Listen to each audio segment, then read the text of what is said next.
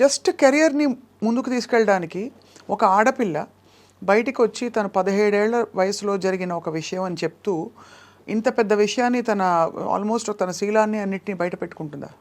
Ma'am ఒకటి చెప్తాను ma'am. ఇప్పుడు ఫోక్సో అనేది 16 ఇయర్స్ అంటే అండర్ 18. ఇది నేను చెప్పచ్చో లేదో నాకు తెలియదు. నేను ఈ కేసు గురించి మాట్లాడట్లా, జనరల్ టాపిక్ గురించి నేను జనరల్గా నేను చెప్పాలనుకుంటున్నాను. అండర్ 16 అంటే మైనర్. 16 ఇయర్స్లో ఒక ఆడపిల్లకి నిజంగా సెక్షువల్ హెరాస్మెంట్ జరిగింది అనుకోండి. 16 years, 17th year, 18th year, 19th year, 18కి నువ్వు మేజర్, 18, 19, 20, 21, ఆల్మోస్ట్ 6 ఇయర్స్. 6 ఇయర్స్ నిజంగా ఒక అమ్మాయికి ఇంత హెరాస్మెంట్ జరుగుతుంటే ఈ రోజుల్లో పేరెంట్స్ కొడితేనే బయటకు వచ్చేస్తున్నారు. పేరెంట్స్ కొడితేనే ఇంట్లో పేరెంట్స్కి అగెనెస్ట్గా మాట్లాడుతున్నారు, నువ్వు నన్ను ఎందుకు కొడుతున్నావు అని. అలాంటిది ఇన్ని ఇయర్స్ నువ్వు ఇంత హెరాస్మెంట్ జరుగుతుంటే అసలు ఉంటుందా? ఒక ఆడపిల్ల ఉంటుందా? అంటే ఇయర్స్ తరబడి హెరాస్మెంట్ అంటే వాతావరణంలో ఎలాంటి ఒత్తిడి ఉంది అంటే అది నేను తలగ్గకపోతే ఆ టర్మ్స్ అండ్ కండిషన్స్కి నా కెరియరు నేనంతా పణంగా పెట్టి బయటకు వచ్చేసిన ఇదంతా వేస్ట్ అయిపోతుంది కాబట్టి భరిస్తూ ఉన్నాను. ఒక పాయింట్ అయ్యాక ఇంకా భరించలేని తను నాకు కూడా ధైర్యం వచ్చి నేను బయటకు వచ్చానని చెప్తుంటాను. జానీ మాస్టర్ చాలా మంది జనాల మధ్యలో పెరిగారు. నాకు ఇది క్వశ్చన్ అడుగుతుంటే కూడా నాకు అంటే ఇంత హెరాస్మెంట్ చేస్తారు జానీ మాస్టర్ అని అంటేనే అది ఆలోచించాల్సిన విషయం అది. ఎందుకనంటే తను 2000లో 2001లో వచ్చేసారు హైదరాబాద్కి. దానికి ముందు నుంచే డాన్స్ ఫీల్డ్లో ఉన్నారు. ఎంతమంది డైరెక్టర్స్ దగ్గర వర్క్ చేశారు, ఎంతమంది ప్రొడ్యూసర్స్, ఎంతమంది హీరోయిన్స్, ఎంతమందికి తెలియదు జానీ మాస్టర్. ఇన్ని సంవత్సరాలలో ఆల్మోస్ట్ 22 ఇయర్స్ అనుకుంటా ఇప్పటికి. అంటే 2000 అంటే ఇప్పటికి 25, ఆల్మోస్ట్ 24 ఇయర్స్. ఈ 24 ఇయర్స్లో ఏ ఒక్క అమ్మాయి అయినా జానీ మాస్టర్ నన్ను హెరాస్ చేశారని వచ్చిందా? ఏ ఒక్క చిన్న కంప్లైంట్ అయినా వచ్చిందా? ఎక్కడా లేదు. ఇప్పుడు ఢీ షో నుంచే వచ్చారు ఆయన కూడా. ఏదున్నా స్ట్రైట్ ఫార్వర్డ్గా ఉంటే ఇది నిజం, ఇది జడ్జిమెంట్ కూడా ఆయన అందరూ జడ్జెస్ ఎలా ఇచ్చారనేది నాకు తెలియదు. మాస్టర్ మాత్రం బాగుందంటే బాగుంది, బాగాలేదంటే బాగాలేదు. ఇన్ని ఇయర్స్ సినిమా ఇండస్ట్రీలో 24 ఇయర్స్ ఆల్మోస్ట్ ఈ కేసు పెట్టే వరకు 24 ఇయర్స్ మధ్యలో పెరిగిన ఈ జానీ మాస్టర్ అనే అతను మన ముందు అంటే నా ముందు అంటే చాలామంది ముందు పెరిగారు. ఆయన కెరియరే అలా డిజైన్ అయితే వచ్చింది, కష్టపడి వచ్చారు, ఎటువంటి బ్యాక్గ్రౌండ్ లేదు, ఒట్టి కష్టంతో నమ్ముకొని వచ్చారు. అలాంటి పర్సన్ ఒక అమ్మాయిని మాత్రమే ఇంత హెరాస్ చేశారు అని అంటే అది నమ్మశక్యంగా ఉందా అసలు? ఒక చిన్న లాజిక్ అంటే ఇంతమంది అమ్మాయిలు మరి ఏ ఒక్క అమ్మాయి ఎందుకు మధ్యలో రాలేదు? ఈ అమ్మాయి ఎందుకు వచ్చింది ఇన్ని రోజుల తర్వాత? అంటే ఇంకొకటి హనీ మాస్టర్ కూడా వర్క్ చేశారు. Honey master already press meet పెట్టి చెప్పేశారు, నేను వర్క్ చేసిన రోజులు నాకు ఎటువంటి హెరాస్మెంట్ జరగలేదు, నేను ఎప్పుడు అది ఫేస్ చేయలేదు. ఇంకా దర్శిని అనే అమ్మాయి, ఈ సృష్టి వర్మ అనే అమ్మాయి పనిచేసినప్పుడే దర్శిని వర్క్ చేసింది. దర్శినికి కూడా ఎప్పుడు అలాంటిది ఫేస్ చేయలేదు. మనము ఇప్పుడు నేను మీతో ఇంటర్వ్యూ చేస్తున్నానంటే కెమెరామెన్స్ ఉంటారు, పక్కన పిఆర్ చాలామంది ఉంటారు. ఇంతమందిని చేసుకొని నేను మిమ్మల్ని హెరాస్ చేశానని అంటే అది ఎలా పాసిబుల్? అది ఎలా నమ్మగలుగుతాం మనం? చెప్పండి. ఒక్కసారైనా నువ్వు ఒకరికి చెప్పుకోలేకపోయావా? అంటే మీరు అంటున్నది హెరాస్మెంట్ జరిగి ఉంటే అన్ని సంవత్సరాల పాటు ఎందుకు అది హెరాస్మెంట్ అని పరిగణించి ఒక అంటే ఆడపిల్లలకి మామూలుగా ఏది బౌండరీసో ఏది నార్మ్సో కొంత తెలుసుకోవడానికి టైం పడుతుంది, కొంత టైం. అంటే ఇది ఇది ఇది ప్రస్తుతం వినబడుతున్న ఒక చాలా ఇంపార్టెంట్ పాయింట్ కాబట్టి అడుగుతున్నాను సుబ్రత గారు. దట్ ధైర్యంగా బయటకు వచ్చి ఎస్ ఇది జరుగుతున్నది. ఎందుకంటే పిల్లలకు కూడా ఎలా అయితే గుడ్ టచ్ బ్యాడ్ టచ్ మనం పెరిగిన వాతావరణాన్ని బట్టి ఇది ఒక అనుబంధం, ఒక రిలేషన్షిప్ ఏర్పడిందా, లేక నేను హెరాస్మెంట్కి గురవుతున్నాను? హెరాస్మెంట్ అని ఎందుకు అంటారు? ఒక విధమైన పవర్, కెరియర్ని ఇన్ఫ్లుయెన్స్ చేసే పవర్ ఉంటే అది హెరాస్మెంట్గా మారిపోతుంది. సపోజ్ వాళ్ళిద్దరు ఇష్టపూరితంగా, ఏ ఇద్దరైనా సరే ఇష్టపూరితంగా రిలేషన్షిప్ ఉందనుకోండి, హెరాస్మెంట్ అనరు కదా, అనరు. అట్మోస్ట్ వాళ్ళు మైనర్ పిల్ల అయితే డెఫినెట్గా ఇండిపెండెంట్గా కూడా వాళ్ళ మీద చర్యలు తీసుకోవచ్చు. ఇక్కడ అమ్మాయి మేజర్ అయింది. సో ఇన్ని రోజుల తర్వాత తన కెరియర్ని కూడా దాదాపు పక్కన పెట్టేసి తను బయటకు వచ్చినట్లే మీరు ఏం అనుమానిస్తున్నారు సుమా, చెప్పండి. మ్యామ్ టోటల్లీ నేను ఏం చెప్పాలనుకున్నా అంటే ఆ అమ్మాయి 2023 ఫెబ్ లాస్ట్ మా దగ్గర వర్క్ చేసింది. 2023 ఫెబ్లో తను 2023లో తను మాస్టర్ దగ్గర నుంచి వెళ్ళిపోయింది. అంటే 2024 అయిపోయింది. తను కేసు పెట్టింది అప్పుడు ఆగస్టు సెప్టెంబర్ 2024 సెప్టెంబర్. అంటే 1.5 years పెట్టలేదు అంటున్నారు. 1.5 year ఆ అమ్మాయి మన దగ్గర నుంచి వర్క్ నుంచి వెళ్ళిపోయింది. మన దగ్గర లేదు టోటల్. కానీ తను రెఫర్ చేసింది మాత్రం అప్పుడు జరిగిన సంఘటనే కదా మెయిన్ గా. నువ్వు ఇన్ని రోజులు ఎందుకు ఆగేవు మరి? ఈ 1.5 year గ్యాప్ ప్లస్ దానికి ముందు సంవత్సరాలు ఎందుకు ఆగేవు? సరే నీ కెరియర్ కోసం నువ్వు ఉన్నా అంటున్నావు కదా, మరి నీ కెరియర్ నువ్వు చూసుకున్నావు, అప్పుడు నీ సెల్ఫ్ రెస్పెక్ట్ ఏమైంది?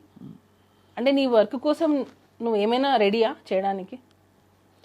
అంటే మీరు అడిగేది వర్కౌట్ అయినంత వరకు ఊరుకుని ఒకవేళ ఉండి ఉంటే అని ఆ తర్వాత ఎందుకు ప్రశ్నిస్తున్నారు అని అడుగుతున్నారు. వెళ్ళిపోయావు నువ్వు 1 year, more than 1 year వెళ్ళిపోయావు.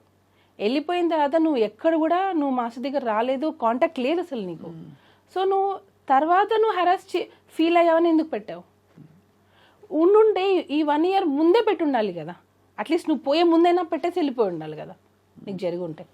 సో 1 year గ్యాప్ ఉంది, నో కాంటాక్ట్, నో ఫోన్స్, ఏమీ లేవు. ఎందుకనంటే నీ ప్రొఫెషన్ నువ్వు వేరే సాంగ్ చేసుకుని నువ్వు వెళ్ళిపోయావు. ఏ పాయింట్ మీరు వెళ్ళిపోయింది తను? యాక్చువల్గా తన బిహేవియర్ మాకు నచ్చలేదు. చాలామంది కూడా ఫస్ట్ నుంచి కూడా మాస్టర్కి చెప్తూనే ఉన్నాం, ఎందుకంటే ఆ అమ్మాయి బిహేవియర్ నచ్చలేదు. నేను ఇప్పుడు అవి చెప్పొచ్చో లేదో నాకు తెలీదు.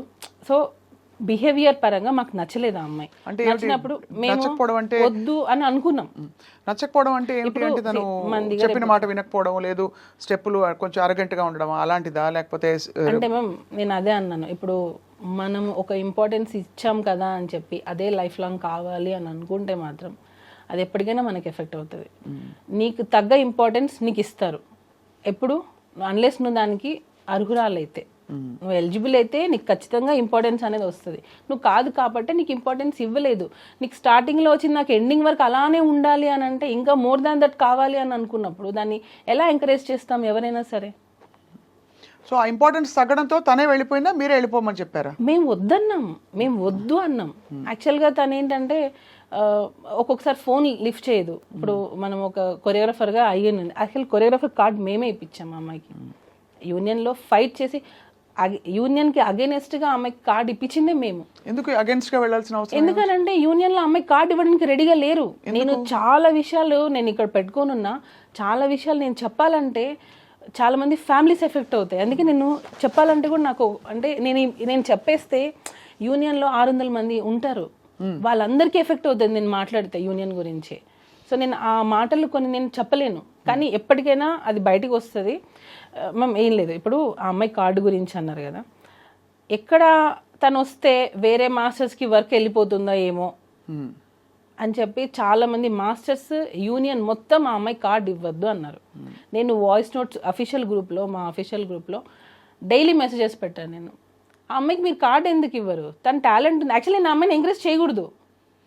ఎందుకు ఎంకరేజ్ చేయకూడదు? నేను చేయకూడదు, మా దగ్గర నుంచి వెళ్ళిపోయింది ఆ అమ్మాయి, తన లైఫ్ తను చూసుకుంది. తర్వాత ఇప్పించారా? తర్వాత 1 year గ్యాప్ తర్వాత ఆ అమ్మాయి నాకు జానీ మాస్టర్ డాన్సర్స్ అసోసియేషన్కి ప్రెసిడెంట్గా ఉన్నారు.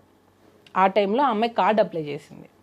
ఎప్పుడైతే మన దగ్గర నుంచి వెళ్ళిపోయిన 1 year తర్వాత తనకి కార్డు కావాలి అని చెప్పి హైదరాబాద్లో డాన్సర్స్ యూనియన్ని తను రిక్వెస్ట్ చేసింది. జానీ మాస్టర్ ఏమో ఇవ్వమని, ఎందుకంటే యాజ్ ఎ ప్రెసిడెంట్గా నా ధర్మాన్ని నేను పెడతాను, నాకు ఎన్నైనా ఉండనివ్వండి ప్రాబ్లమ్స్, కానీ నేను ఆ పోస్ట్కి న్యాయం చేయాలి అని చెప్పి మాస్టర్ ఇవ్వమని చెప్పారు. నేను మాస్టర్ ఇవ్వమని, యూనియన్ మొత్తం ఆమె కార్డు ఇవ్వద్దు అని. ఎందుకు అని అంటే ఆ అమ్మాయి వస్తే మిగతా మాస్టర్స్కి ఎక్కడ వర్క్ తగ్గిపోతుందో ఏమో వాళ్ళ భయం. అంటే అంత టాలెంట్తో తను దూసుకొచ్చేస్తుందని నమ్మారు వాళ్ళు అనుకున్నారు. ఇప్పుడు ఇంకొక యాంకర్ వస్తుందంటే ఇక్కడ ఇంకొక యాంకర్ భయపడతారు కదా మ్యామ్, ఎక్కడ తను వచ్చేస్తుందో ఏమో ఒక ఇన్సెక్యూరిటీ ఉంటుంది కదా, దానివల్ల వీళ్ళందరూ అమ్మాయి కార్డు ఇవ్వద్దు. మేమేంటి, ఎవరి టాలెంట్ వాళ్ళది. ఎంతోమంది సంవత్సరాల తరపున ఉన్నారు, సంవత్సరాల నుంచి ఎంతమంది ఉన్నారు, కానీ వాళ్ళు లైట్లోకి రాలేదు. కానీ కొంతమంది ఫాస్ట్గా వచ్చేస్తారు. సో అలాంటి వాళ్ళని ఎంకరేజ్ చేయండి అని చెప్పి మాస్టర్ చాలా మందికి 6 members కొరియోగ్రఫీ కార్డు ఇవ్వండి అని చెప్పి మాస్టర్ చాలా రిక్వెస్ట్ చేశారు, ఇవ్వలేదు. ఈ అమ్మాయిది కూడా ఫిలిం ఛాంబర్కి వెళ్ళి కంప్లైంట్ ఇస్తే ఆ కంప్లైంట్ బేస్ చేసుకొని మాస్టర్ యూనియన్కి అగెనెస్ట్గా అమ్మాయి కార్డు ఇప్పించారు. ఇచ్చింది మేము ఫైట్ చేసి అమ్మాయి కార్డు ఇప్పించాం. కార్డు వచ్చినంత వరకు కామ్గా ఉంది. కార్డు వచ్చిన తర్వాత ఎలిగేషన్తో మాస్టర్ని పెట్టి, ఇది అన్ఫేర్ మ్యామ్ టోటల్గా. మన అన్నం పెట్టిన చేతిని మనమే నరికేసుకున్నాం.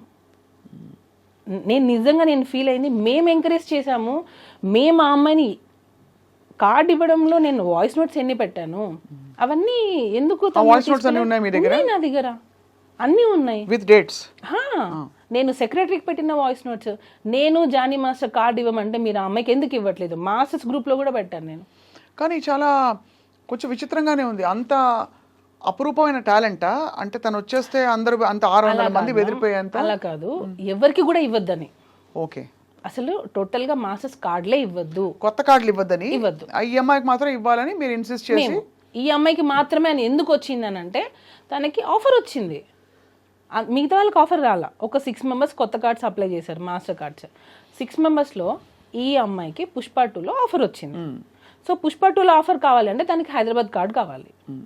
సో కార్డు కావాలి, ఆఫర్ ఉన్నప్పుడే. ఇప్పుడు అవకాశం వచ్చినప్పుడే మనకి ఆకలి వేసినప్పుడు మనం అన్నం తినాలి, కడుపు నిండిన తర్వాత మనం అన్నం తింటామా? కానీ ఆయన పెంచి పెద్ద చేసిన ఆల్మోస్ట్ ఒక కొరియోగ్రాఫర్కి ఆయనకు ఆల్మోస్ట్ ధీటుగా ఇప్పుడు పుష్ప 2లో ఆఫర్ రావడాన్ని జానీ మాస్టర్ ఎలా తీసుకున్నారు, ఎలా రిసీవ్ చేసుకున్నారు ఈ విషయాన్ని? అసలు ఎందుకు తీసుకోవాలి మేము, ఎలా ఎందుకు తీసుకోవాలి? ఇప్పుడు మీరు కొరియోగ్రాఫర్, మీకు వస్తాయి. అసలు దాని గురించి మాకు అవసరం లేదు. ఎవరి టాలెంట్ వాళ్ళది, వాళ్ళకి నచ్చి ఉంటుంది, ఇచ్చి ఉంటుంది. దానిలో కూడా కొరియోగ్రాఫర్గా ఇచ్చారు, పర్టికులర్గా సింగిల్ సాంగ్ ఏమి ఇవ్వలేదు అమ్మాయికి. కొరియోగ్రాఫర్గా చేసింది గణేష్ ఆచార్య మాస్టర్ కింద చేసేది ఆ అమ్మాయి. సో ఆ అమ్మాయికి అమ్మాయి ఆ మూవీలో చేయాలి అని అంటే తనకి హైదరాబాద్ కార్డు కంపల్సరీ ఉండాలి. దానికోసం ఫైట్ చేసి కార్డు ఇప్పించాము మేము, యూనియన్కి అగేనెస్ట్గా ఫైట్ చేసి ఇప్పించాము మేము ఆ అమ్మాయికి.